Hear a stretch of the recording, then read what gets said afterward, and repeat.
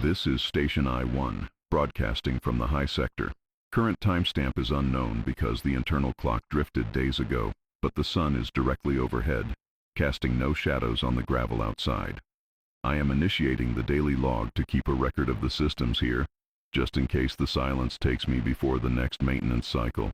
The air up here at 5,000 meters is thin, so thin that every movement requires a deliberate calculation of energy versus oxygen intake. My lungs are burning with a cold fire, a sensation that never really goes away. No matter how long I have been acclimated to this altitude, I am sitting in the main control chair, which is bolted to the floor of the container. The metal is cold against my back through the layers of wool and synthetic fabric I am wearing. The only sound in the room is the low, rhythmic hum of the server rack cooling fans, struggling to push air through the dust filters. It is a reassuring sound, the heartbeat of the only thing that matters right now. I just finished the morning check of the perimeter seals on the container. The wind-up here is relentless, carrying fine abrasive grit that works its way into the smallest hairline cracks. I ran my hand along the rubber gasket of the main airlock door, feeling for drafts. The cold air feels like a needle pricking the skin. I found a small gap near the bottom hinge where the rubber has dried out and cracked from the UV exposure. I had to use the last of the silicone sealant tube to fill it. My hands were shaking, not from fear, but from the early stages of hypoxia that hits me every morning before I get the oxygen circulator fully running.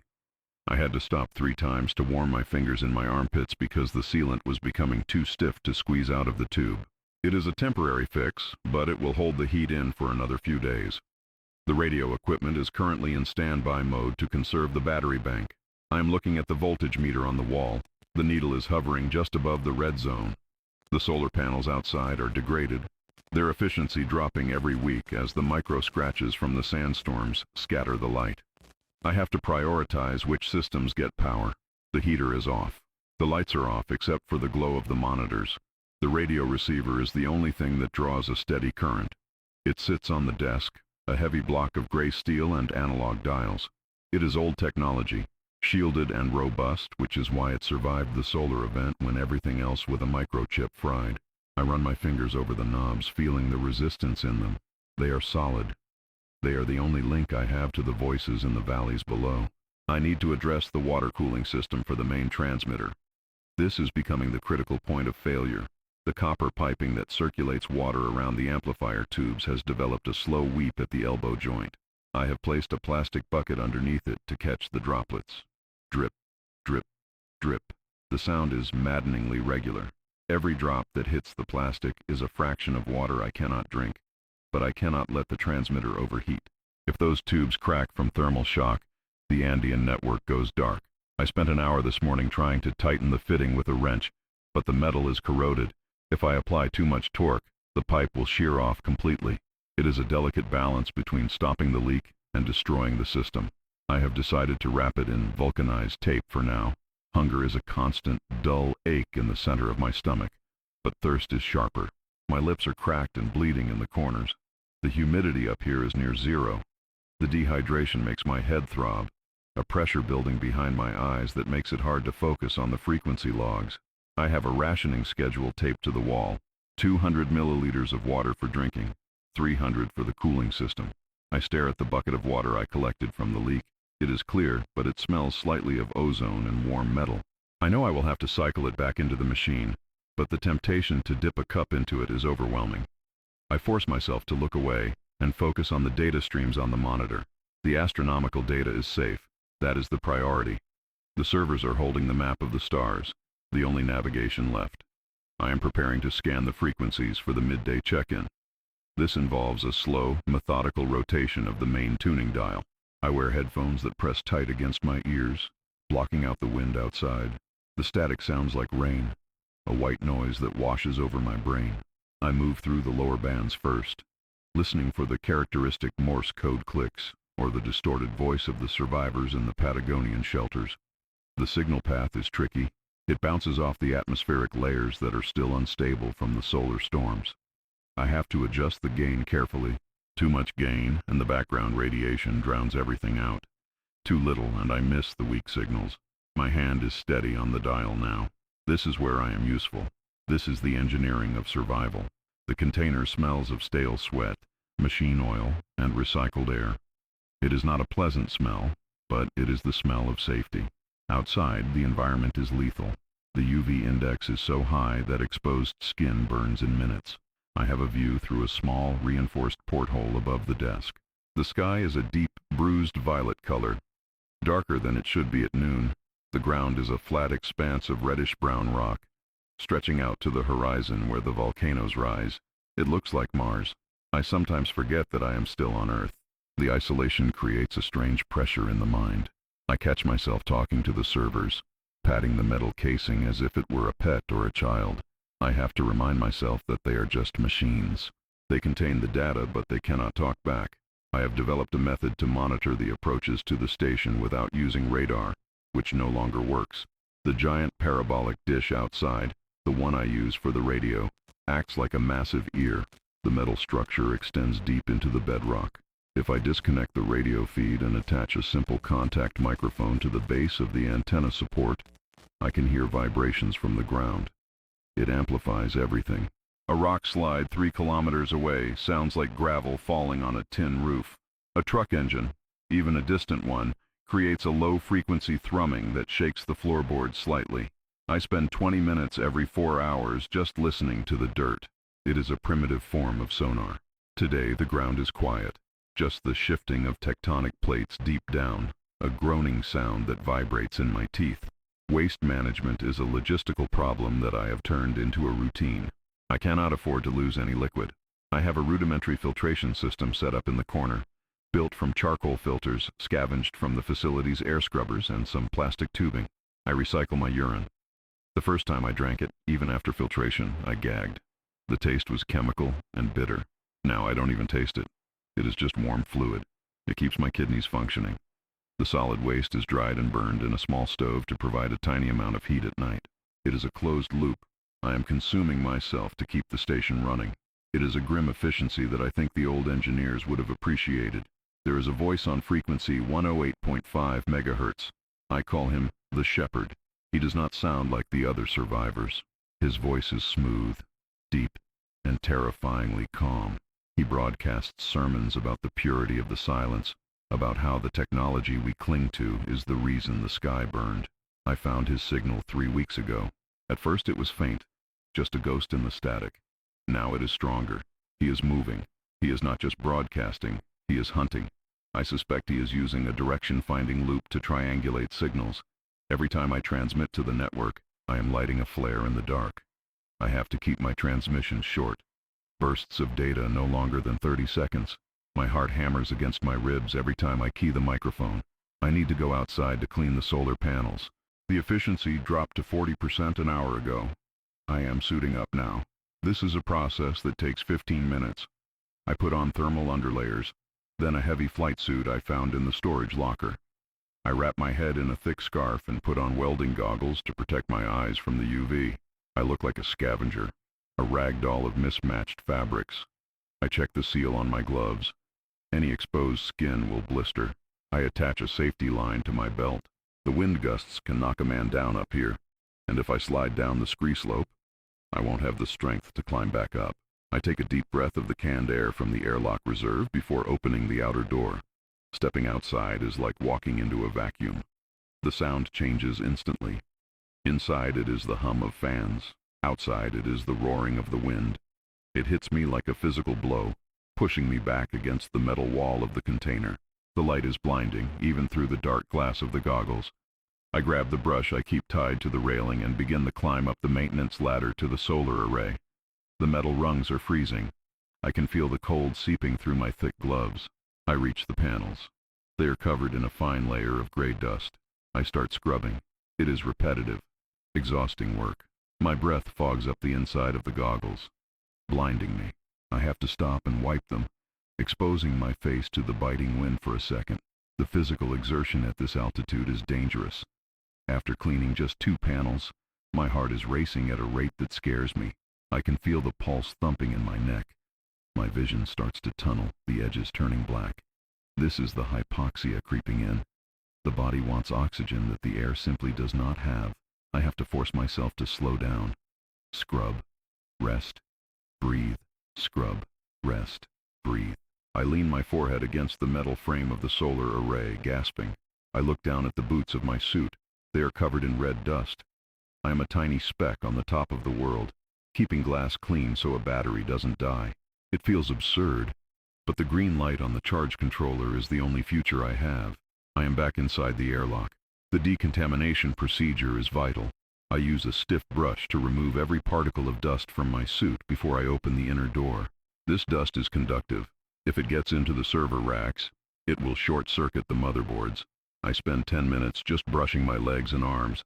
I take off the goggles and see the red marks they left on my face. My skin feels tight and dry. I open the inner door and the familiar smell of the bunker hits me. I check the solar readout immediately. Efficiency is up to 70%. It was worth the risk. I collapse into the chair, my legs shaking uncontrollably from the adrenaline crash. I need water. But I wait 10 minutes to let my heart rate stabilize. With the power input stabilized, I can run a diagnostic on the battery bank. The results are not good. Cell number 4 is showing high internal resistance. It is dying. It won't hold a charge much longer. This means the bank has lost about 20% of its total capacity. I have to adjust the power budget again. I will have to cut the transmission power by half. This reduces my range. The groups in Peru might not hear me anymore. I pull out the technical manual. The page is yellowed and brittle.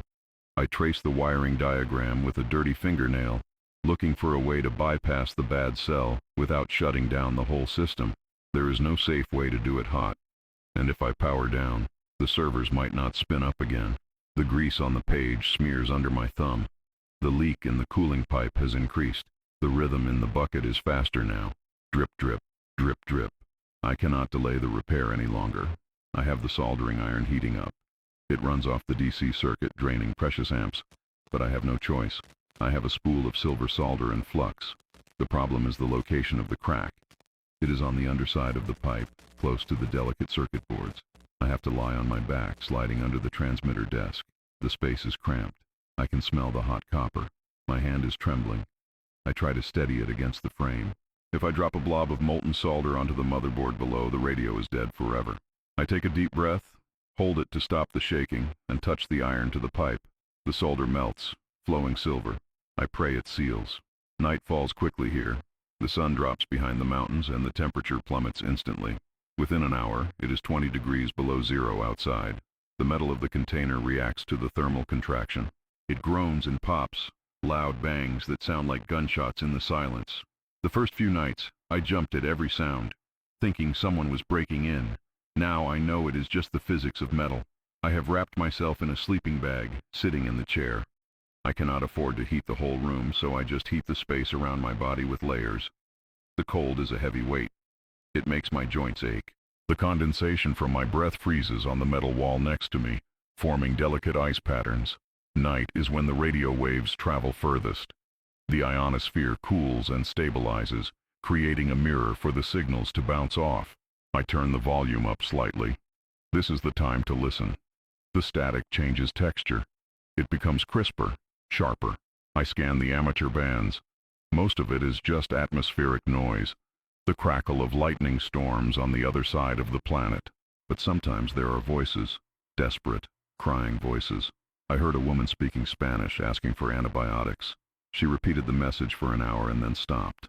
I wanted to answer, but she was too far away, and revealing my position is too dangerous. I just listened, bearing witness to her end. It is a passive cruelty that I have to accept. The shepherd is broadcasting again. His signal is clearer tonight. He is reading from a book, or maybe reciting from memory. The wire is the shackle, he says. The screen is the blinder. We return to the earth by breaking the machine. His voice has a hypnotic cadence. I look at the signal strength meter. It is peaking higher than yesterday. He is closer. He is moving up the valley. I calculate the propagation delay. He is maybe 50 kilometers away. That is 2 days' travel on foot, or half a day if he has a vehicle that works. I turn down the volume, but his voice seems to linger in the room. He knows someone is up here. He knows the eye is watching. I am analyzing the shepherd's pattern. He transmits for exactly 5 minutes every hour. This is a tactical discipline. He is waiting for someone to reply so he can lock onto the frequency. I have to be smarter. I have configured the transmitter to send data in microbursts, compressing a text message into a split-second screech of noise that sounds like interference. Only someone with the right decoding key can read it. It is how I talk to the Andean network. But if the shepherd has an old military scanner, he might see the spike on the spectrum analyzer. He will know it is artificial. I am playing a game of cat and mouse with a ghost in the dark. My head is swimming. I tried to stand up too fast and hit the wall. The oxygen monitor on the wall shows the concentration is steady, so the problem is my body's ability to absorb it. I look at my fingernails. The beds are turning a bluish gray. Cyanosis. I need to increase the pressure in the habitat, but the seals are weak. I sit back down and practice pressure breathing, inhaling deeply, pursing my lips, and blowing out hard against the resistance. It forces the alveoli in the lungs open. Inhale, push, inhale, push. It is exhausting. It feels like I am manually operating my own respiratory system. The fog in my brain clears slightly, just enough to read the numbers on the screen again. The wind is howling around the dish outside. The parabolic shape catches the air and creates weird harmonics. Sometimes it sounds like a choir singing. Sometimes it sounds like a woman screaming my name. I know it is just the acoustic physics of wind over metal. But at 3 a.m. in the dark, logic is hard to hold on to. I caught myself turning my head towards the airlock, convinced I heard a knock. There is no one there. There cannot be anyone there. I have to trust the instruments, not my ears. The vibration sensor on the dish structure is flat. No footsteps, just the wind. I put the headphones back on to drown out the screams of the storm. I have a headache that feels like a nail is being driven into my temple. It is dehydration. I look at the water ration for tomorrow. I should drink it now, but the cooling system level is low again. The patch I soldered is holding, but there is still evaporation. If the water level drops below the intake valve, the pump will seize. I make the choice. I pour half of my drinking ration into the machine's reservoir. The water gurgles down. I lick the last few drops from the cup. It is not enough. My tongue feels like sandpaper. I am trading my biology for the machine's biology. It is the only trade that makes sense. Success. A red light blinks on the console. Incoming message from the south. It is the group in Patagonia. The decoding software parses the burst of noise into text on my screen. Received. Storm passing. Still alive. Need weather data. It is simple, terse, beautiful. They are still there. I am not alone. I feel a surge of dopamine that cuts through the hypoxia and the hunger. I have a purpose. I pull up the atmospheric sensors. I can see a high-pressure front moving their way. I prepare the data packet. This is why I starve. This is why I freeze. For these lines of text on a green screen. Disaster. The solder patch on the cooling pipe cracked. The thermal expansion was too much for the joint. Steam hissed out of the machine, filling the room with a white fog. The temperature alarm on the transmitter is screaming, a piercing beep that hurts my ears. I scrambled under the desk, burning my hand on the hot pipe. The water is spraying out, sizzling on the casing. I grabbed a rag and wrapped it around the pipe, holding it tight with my bare hand. The heat is intense, blistering my palm, but I cannot let go. If I let go, the coolant drains, and the transmitter melts down. I'm trapped under the desk, holding a bleeding pipe while the alarm screams. I had to make a drastic decision. I couldn't hold the pipe forever. I used the emergency epoxy putty, smashing a glob of it over the leak and wrapping it with duct tape. It is ugly, a lump of gray clay and silver tape, but the hissing stopped. The problem is I lost too much water. The reservoir is critical. I looked at my emergency supply, 2 plastic bottles of water I was saving for the hike out if I ever had to leave. I opened one and poured it into the machine. That's one day of life for me, poured into a copper tank. I watched the water level rise just enough to cover the intake. The alarm stopped. The silence returned. My hand is throbbing, red and blistered. I wrap it in a bandage, using my teeth to tie the knot. Morning has broken, but the light is weak. The storm has left a haze of dust in the upper atmosphere. Inside the container there is frost on the walls. I woke up stiff, my joints locked in place. It took me 5 minutes to uncurl my fingers. The cold has seeped into the batteries. The voltage is lower than it should be. I have to wait for the sun to hit the panels before I can do anything. I sit in the chair, wrapped in my blankets, shivering uncontrollably. This is the danger hour, when the body is coldest and the will is weakest. I stare at the picture of my daughter taped to the monitor. It is faded, the colors washed out by the UV light that leaks in. I don't remember her voice anymore. That scares me more than the cold. The sun is high enough now. I need to do a visual scan of the valley. I cannot rely on the sensors alone. I use a high-powered spotting scope that was part of the observatory's original kit. I aim it through the viewport. The optics are incredible, clear and sharp. I scan the winding dirt road that leads up the mountain. It is usually empty, just rocks and dust. I sweep the lens slowly, grid by grid. Kilometer 10, kilometer 8. Nothing. Just the heat haze shimmering off the ground.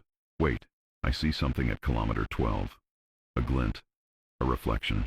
Sunlight hitting metal. I focus the scope on the anomaly. It is hard to see through the atmospheric distortion. It looks like a cloud of dust, but it is moving against the wind. That means propulsion. It is a vehicle. It is small, maybe a jeep or a modified truck. It is moving slowly, crawling up the switchbacks. My stomach drops. This is it. The shepherd found the road. He is coming. I lower the scope and look at the radio. I should warn the others, but if I transmit now, with him this close, he will get a precise lock on my location. I am frozen between duty and survival. I need confirmation. I cannot trust my eyes. The heat haze plays tricks. I go to the control panel for the acoustic monitoring. I attach the contact mic to the dish frame again. I put on the headphones and close my eyes, filtering out the wind. I listen to the deep earth sounds, and then I hear it. Thrum, thrum, thrum. It is faint, buried under the geological noise, but it is mechanical. It is the rhythmic firing of an internal combustion engine. It is struggling against the incline. The sound is rising in pitch. They are climbing. They are coming for the eye. I take the headphones off. The silence in the room feels heavy, pregnant with violence. I immediately initiate the lockdown protocol, a sequence I have practiced mentally 1,000 times, but never physically executed. I move to the manual override panel near the airlock and engage the magnetic locks. The heavy clunk of the electromagnets engaging echoes through the container, a sound of finality that makes the air feel suddenly thinner. I then move to the ventilation shafts. I cannot risk them pumping smoke or gas in from the outside. I crank the manual wheels to seal the intake valves. The airflow stops instantly. The silence in the room deepens, replaced only by the rising hum of my own tinnitus.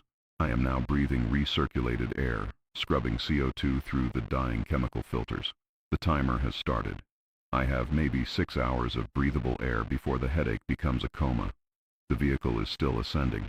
I need to prepare the perimeter defense. I don't have explosives or firearms. I have physics and electricity. I grab a coil of copper wire and a pair of heavy-duty insulated pliers. My plan is crude but effective. The metal grating of the walkway outside the main door is isolated from the ground by rubber dampeners intended to stop vibration. If I bypass the safety ground and connect the walkway directly to the capacitor bank of the solar inverter, I can electrify the grid.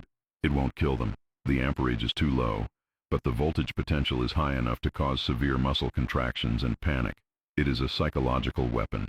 I strip the wire ends with my teeth, tasting the bitter copper, and begin wiring the trap at the breaker box. I return to the scope. The vehicle has navigated the switchbacks and is now approaching the plateau. It is a battered Land Rover, stripped of its roof and doors, painted a matte gray to blend in with the basalt rock. There are 3 figures inside. 1 is driving. 2 are standing in the back. They are wrapped in rags and thick ponchos. I cannot see their faces, but their posture is relaxed. They are not afraid. They know there is no law up here. The driver navigates the rocks with a familiarity that chills me.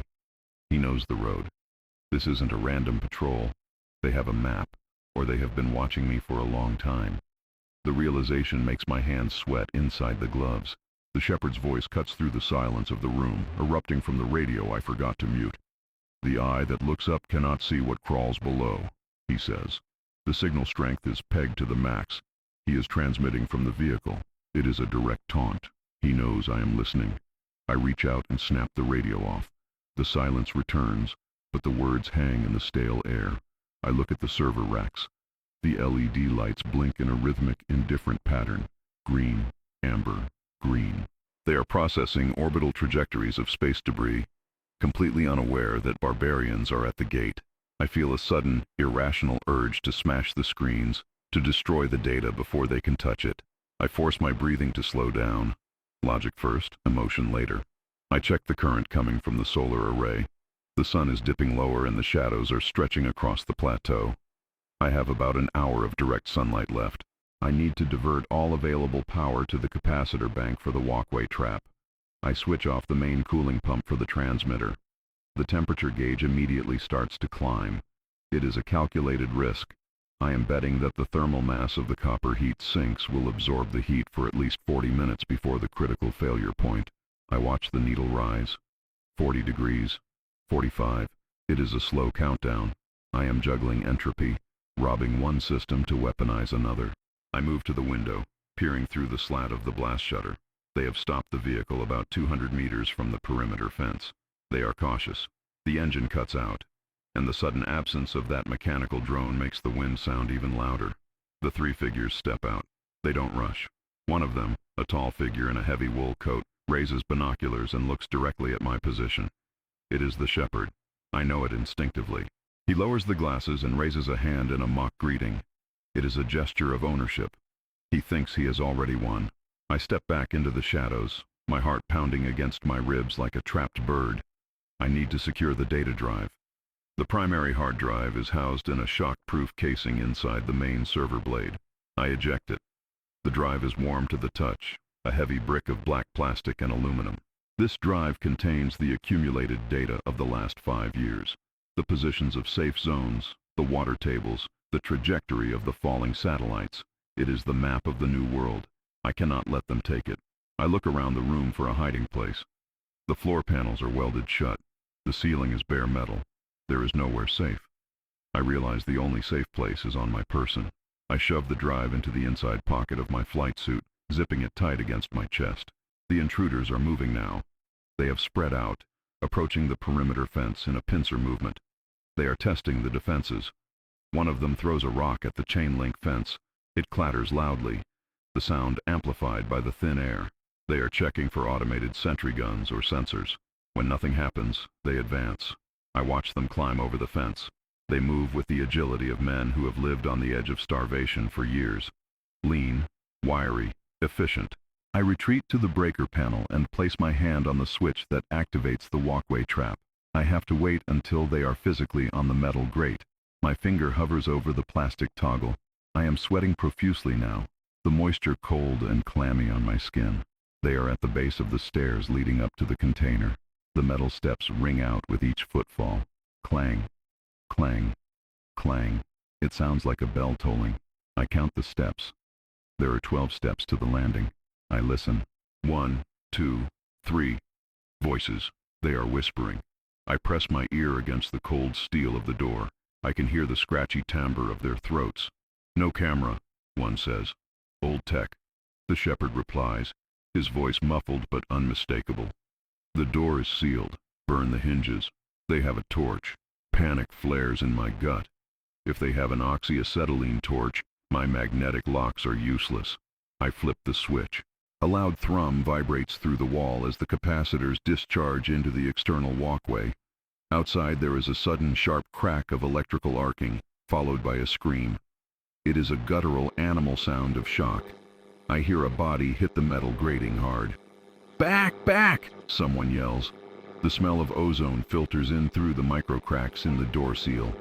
I let the current run for 5 seconds, watching the voltage meter plummet. Then I cut it. I cannot drain the battery completely. I need power for the radio if I'm going to make a final broadcast. I hear groaning outside, and the shuffling of boots retreating down the stairs. It worked. I bought myself time. But now they are angry. I retreat to the comms desk. My hands are shaking so badly I can barely type. I bring up the command line for the Andean network. I need to send a warning. Station compromised. Hostiles on site. Security Protocol 7. I hesitate. Sending this message confirms the station is falling. It is an admission of defeat. I look at the blinking cursor. It pulses like a heartbeat. I hit enter. The transmission bar loads. Sending, sending, sent. The burst of data flies out of the dish, bouncing off the ionosphere, speeding towards the survivors in the south. I have done my duty. Now I am just a man in a metal box waiting to die. The sun has set. The sudden darkness is absolute. I switch on the emergency red tactical light. The room is bathed in a bloody glow. Shadows stretch and distort. The temperature is dropping rapidly inside the container now that the heating is off. I can see my breath in the red light. I pull the thermal blanket tighter around my shoulders. Outside, the wind has picked up, howling around the corners of the structure. It masks the sounds of their movement. They are regrouping. I know they won't attack the door again directly. They will try to find another way in. The ventilation shafts. I glance at the ceiling vent I sealed earlier. It is screwed in with simple Phillips head screws. If they climb onto the roof, they can bypass the door entirely. I scramble onto the desk and reach up to the vent. I need to reinforce it. I grab a heavy server rack shelf I had removed earlier, a solid slab of steel. I jam it against the vent opening, using a spare length of pipe to wedge it in place against the floor. It is a makeshift strut, tensioned by gravity and desperation. As I finish, I hear footsteps on the roof. They are above me. The heavy thud of boots on the corrugated metal echoes through the room like thunder. Dust trickles down from the ceiling seams. They are looking for the weak point. I crouch under the desk, clutching a heavy wrench. It feels pitifully inadequate. The radio crackles to life again. The shepherd is bypassing my localized shutoff, overpowering the receiver with sheer signal proximity. "Jack," he says. He knows my name. How does he know my name? The shock freezes me. "Jack, we saw the light. We felt the sting. You are a clever man. But the battery is dying. I can see the voltage drop on the panel outside. You are fighting physics, and physics always wins." His voice is calm, reasonable, like a teacher scolding a student. "Open the door. We only want the machine. The data is poison. Let us cleanse it." He thinks the astronomical data is the evil. He wants to wipe the servers. He wants to burn history. I grab the microphone. I shouldn't engage, but the anger overrides the fear. I key the switch. "Go to hell," I croak. My voice sounds wrecked, dry and brittle. "This isn't poison. It's the map home. You're just wandering in the dark." I release the key. There is a pause, then laughter. "Home?" he asks. There is no home, Jack. Only the desert. And the silence. The transmission cuts. Then, a new sound begins. A rhythmic grinding noise from the roof. They are using a pry bar on the roof panels. Screeching metal. The sound sets my teeth on edge. They are peeling the station open like a tin can. I assess my remaining assets. I have the flare gun with one flare. I have a fire extinguisher. I have the high-frequency pulse option, but that destroys the transmitter. If I use the pulse, I can fry their comms, maybe even the electronic ignition of their truck if the shielding is poor, but it leaves me deaf and mute. It is the suicide switch for the station. I look at the cooling system. The temperature is critical. The epoxy patch is softening from the heat. Steam is starting to whisper from the joint again. The room is becoming a pressure cooker of noise and heat and red light. I decide to create a diversion. I override the external floodlights, the big halogen lamps used for maintenance. I target the area where the truck is parked. I flick the switch. The sudden blast of light outside illuminates the plateau. Through the viewport, I see the driver shielding his eyes. I grab the flare gun. I cannot shoot through the blast glass of the viewport. I have to use the small sample port near the floor, a tiny tube meant for air quality testing. It is a crazy shot. I unscrew the cap. The wind whistles in. I shove the barrel of the flare gun into the tube, aiming blindly towards the ground near the truck. I pull the trigger. The recoil kicks my hand back. The flare shoots out, a streak of magnesium red. It hits the rocky ground and ricochets, skidding under the chassis of the Land Rover. It doesn't explode the truck. That only happens in movies. But the intense heat ignites the dry scrub brush and the oil leaking from the old engine block. Flames lick up the side of the tire. The driver yells and jumps out, frantically trying to shovel dirt onto the fire. It works. The distraction pulls the men off the roof. They slide down the ladder to save their transport. I hear them shouting orders. I have bought perhaps 10 more minutes. I use the respite to check the oxygen levels. 16%. I am dizzy. My movements are sluggish. I feel like I am moving through gelatin. I need to make the decision about the pulse. I look at the wiring diagram for the transmitter one last time. To generate a destructive EMP burst, I need to bypass the safety regulators and dump the entire remaining charge of the battery bank into the antenna in a single microsecond spike. It will fuse the coils, melt the feed lines, and likely blow the capacitors in the room. It will be a localized lightning strike. It will destroy the data servers too, if they are not shielded. I touch the hard drive in my pocket. The data is safe with me. The equipment is expendable. The fire outside is extinguished. The silence returns, but it is heavier now. I can feel their anger. They won't be careful this time. The shepherd speaks again, but not through the radio. He is standing right outside the heavy steel door. That was foolish, Jack. His voice is muffled but audible through the metal. Now we do not negotiate. I hear the distinct hiss of the oxyacetylene torch igniting. A blue flame. Then the sound of the torch cutting into the steel. It sounds like a scream. The metal of the door begins to glow cherry red in the center. They are cutting the lock mechanism out. I retreat to the far corner of the room, behind the server racks. I pull the fire extinguisher from the wall and pull the pin. It is a CO2 extinguisher. It will displace oxygen, which is dangerous in this confined space. But the cold gas might deter them, or at least blind them. I crouch down, making myself small. The red spot on the door grows brighter, turning yellow, then white. Molten metal drips onto the floor inside, sizzling on the rubber mat. Sparks shower down. The smell is acrid, burning paint and hot steel. I watch the door, mesmerized by the destruction. The torch cuts a complete circle around the lock. With a heavy clang, the locking mechanism falls inward, hitting the floor with a heavy thud. The door swings open. The wind rushes in, carrying dust and the freezing night air. It swirls the fog of steam and smoke in the room. A silhouette stands in the doorway. It is the shepherd. He is backlit by the moon. He looks like a wraith. He steps inside, his boots crunching on the glass of a fallen monitor. He holds a heavy wrench in one hand. He doesn't see me yet in the shadows behind the servers. He looks at the radio equipment with a mix of disgust and reverence. Pure, he whispers, reaching out to touch the dials. It must be silenced. He raises the wrench to smash the main console. This is the moment. I stand up and unleash the fire extinguisher. The blast of freezing white gas hits him full in the face. He roars, stumbling back, dropping the wrench. The room fills with white fog. I drop the extinguisher and lunge for the transmitter controls. I have to initiate the pulse before he recovers. I fumble with the safety cover on the emergency dump switch. My fingers are numb. He is fast. He lunges through the fog and tackles me. We hit the floor hard. The impact knocks the wind out of me. He is strong, fueled by fanaticism and adrenaline. His hands are around my throat. His gloves are rough, smelling of gasoline and old blood. I stare up into his face. He is older than I thought. His face a map of wrinkles and sun damage. His eyes wild and milky. Sleep, he hisses. Let the world sleep. My vision starts to spot. I am suffocating.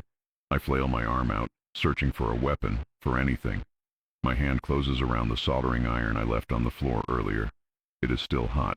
I jam the soldering iron into the side of his neck. He screams, a high-pitched, terrible sound, and recoils, releasing his grip. I scramble backward, gasping for air, coughing violently. I crawl towards the console. He is writhing on the floor, clutching his neck. I pull myself up to the desk. The safety cover is off. My hand hovers over the switch. Don't, he gurgles, trying to stand up. You'll kill the voice of God. I look at him. I look at the red light of the battery monitor. God is silent. I rasp. I flip the switch. There is no explosion. There is a sound like a giant intake of breath. A massive magnetic thump that I feel in my fillings. The lights in the room explode. The monitors shatter. Sparks shower from the ceiling like a waterfall of fire. The smell of ozone is instantly overpowering. A shockwave of invisible energy blasts outward. I am thrown back against the wall. Darkness swallows the room, absolute and total. The hum of the fans dies. The radio is dead. The silence I created is deeper than the grave. I lie in the dark, my ears ringing with a deafening whine. I can't hear if the shepherd is moving. I can't hear the wind. The pulse fried everything, including the hearing aid circuits I didn't even know I was relying on mentally. I fumble for my tactical flashlight on my belt.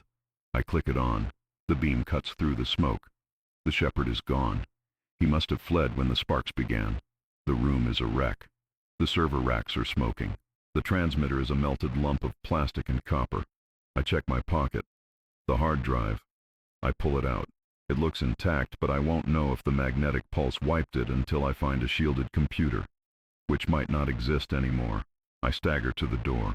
The wind outside is vicious. I look down the stairs. The Land Rover is gone. They ran.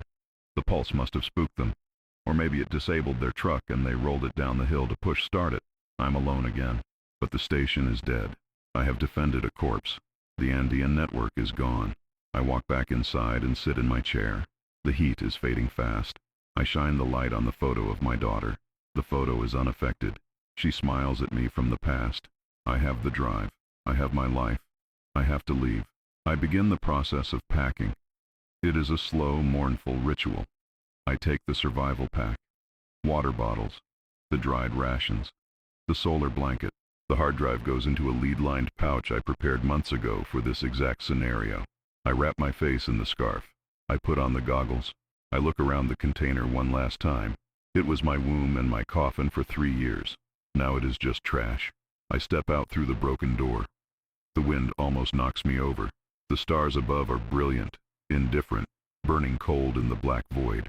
I start walking down the road into the dark, following the tire tracks of the men who tried to kill me.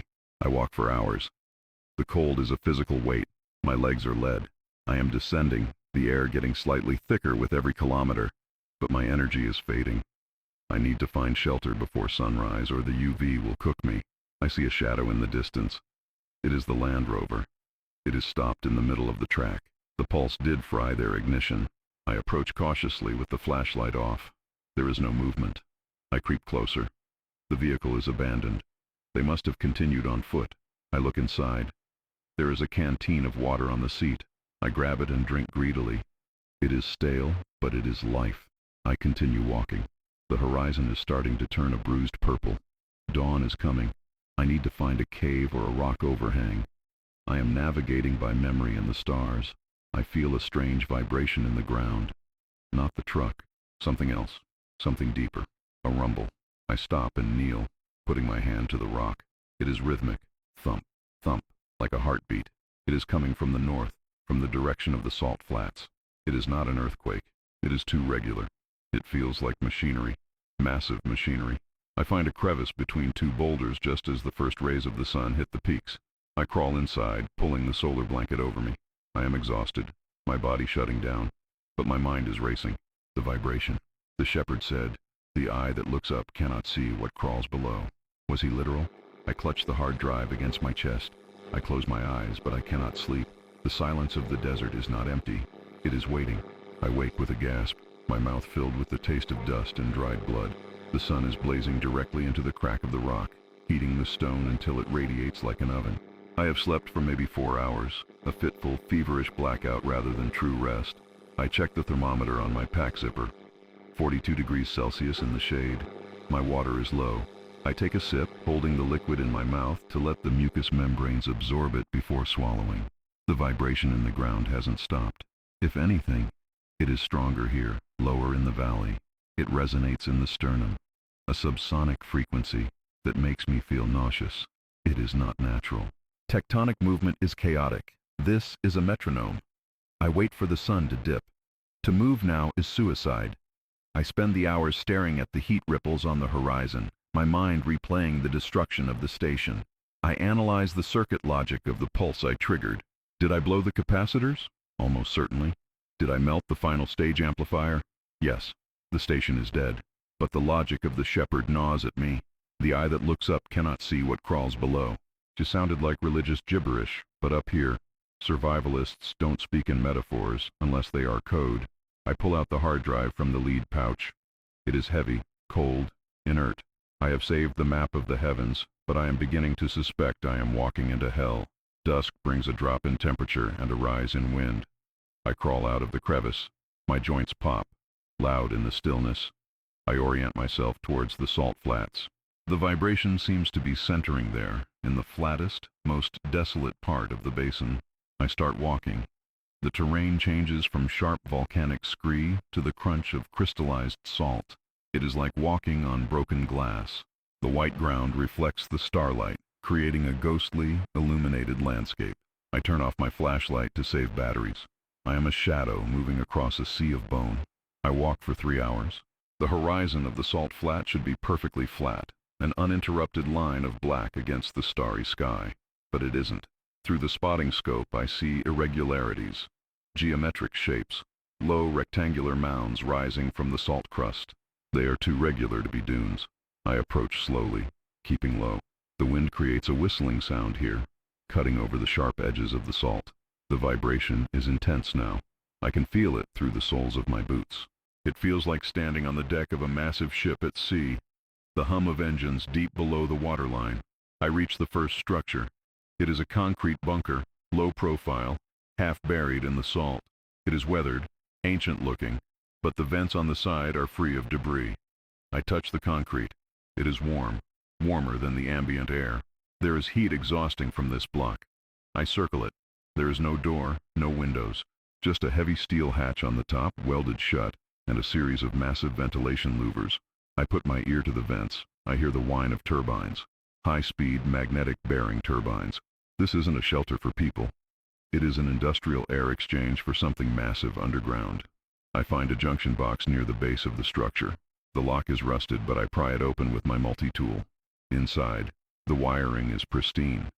Fiber optic bundles, heavy gauge copper bus bars, and a label, printed on a metal tag, Project Atacama, Tier 0 Cooling, North Array. The date stamped on the inspection tag is from 3 months ago. 3 months ago. The world ended 5 years ago. My station was rotting, scavenging for scraps, while someone was down here inspecting the cooling fans of a megastructure. The realization hits me like a physical blow. The collapse wasn't total. I follow the buried cable lines, visible as slightly raised ridges in the salt. They lead to a central point, a kilometer further in. There, I find it. A spire. It is a thin, matte black metal pole, rising 10 meters into the air. It looks like a lightning rod. But as I get closer, I recognize the dipole arrangement at the top. It is a transmitter. I pull out my handheld radio scanner, the backup unit I kept in the go bag. I turn it on. I tune it to 108.5, the shepherd's frequency. The signal is screaming here. It is so strong it overloads the scanner's speaker, distorting into a screech. I turn the gain down to the minimum. The voice is crystal clear. The technology was the sin. We must remain in the silence. I look at the black pole. There is no one here. No truck. No microphone. I look at the base of the spire. There is a small service panel with a chaotic array of LEDs blinking in sequence. The voice isn't a recording of a man. It is a synthesized loop, generated by a processor buried in the salt. The hesitation, the breathing, the human imperfections. They are algorithms. The shepherd is a perimeter defense system, a psychological scarecrow designed to keep scavengers like me away from the salt flats. I sit down in the salt, the scanner in my hand. The irony is suffocating. I spent years rationing water, eating recycled waste, fighting to keep a vintage radio alive to talk to survivors, while right beneath my feet, an automated city, or a server farm, or a bunker for the elite, has been humming along, fueled by geothermal or nuclear power, utterly indifferent to us. The eye I was protecting wasn't watching the stars to save us. It was likely just a decoy or a relic left to keep the surface dwellers occupied. The real world went vertical. It went down. I feel a tremor in the ground, stronger than before. A hatch is opening nearby. Not the welded one on the vent, but a hydraulic ramp hidden in the salt crust, 50 meters away. Sand and salt slide off the metal as it rises. A drone emerges. It is sleek, angular, without a cockpit. It hovers silently on ducted fans. A single camera lens rotates, scanning the darkness. It spots me. A blue laser grid paints my chest. It doesn't fire. It just hovers, watching. It is assessing a threat level. I am dirty, starving, holding a dead hard drive and a primitive radio. I am not a threat. I am wildlife. The drone turns away and accelerates towards the mountains, towards my destroyed station. It is going to investigate the pulse. I look down at the hard drive in my hand. My life's work. The map of the stars. It feels like a child's drawing now. I look at the junction box again. There is a standard data port. A USB-C interface, clean and shining in the starlight. I have a cable in my pack. I shouldn't do it. Ignorance was a form of survival. But the engineer in me cannot stop. I need to know what they are doing down there. I plug my data pad into the port. The screen lights up instantly, drawing power from the grid below. A login prompt appears. It overrides my OS. The logo is not a government seal. It is a simple geometric eye, looking down. The text scrolls. System status, optimal. Surface population, 0.004%. Stable. Terraforming phase. 1. Holding. Atmospheric scrubbing. Pending. My breath catches. They aren't hiding. They are waiting for us to die out so they can fix the mess. I pull the cable out. The screen goes black. The vibration in the ground shifts pitch, becoming a low, soothing hum. It sounds like a lullaby. I am alone in the middle of a dead ocean, holding a bag of useless data, while the machines beneath me dream of a clean earth. I look at the radio scanner. The shepherd's voice continues its loop. Sleep, it says. Let the world sleep. I turn the volume knob all the way down until it clicks off. The silence returns, but it is not empty anymore. I lay back on the salt, staring up at the stars I tried so hard to save. They look cold, distant, and for the first time, I realize they are not looking at me. They are looking at what is coming out of the ground.